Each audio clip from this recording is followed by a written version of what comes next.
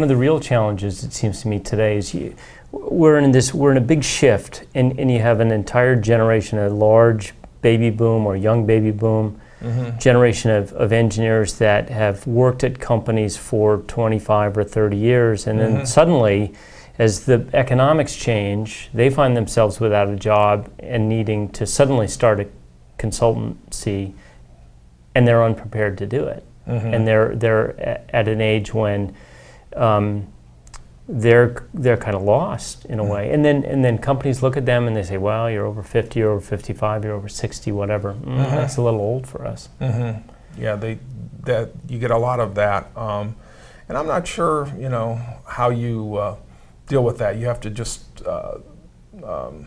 think about what your strengths are and what you do that somebody else is going to have a hard time finding someone to do that, and market yourself for that.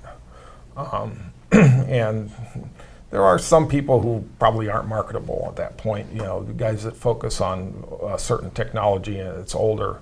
For example, I try and make sure that I'm up to date on the stuff that I do. When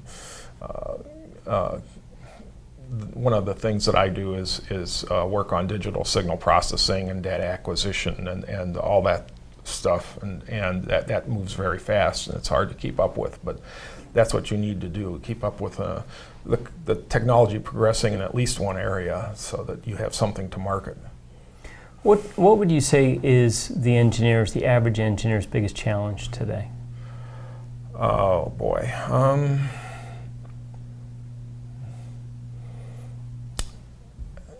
I'd like to say keeping up with the progressing technology. I think that's it's a little trite, right? But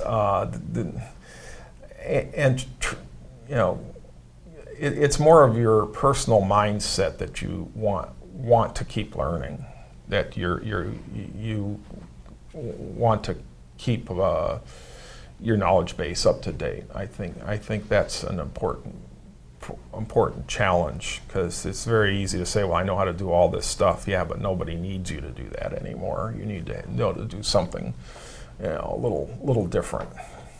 So motivating yourself to keep up with some aspect of engineering.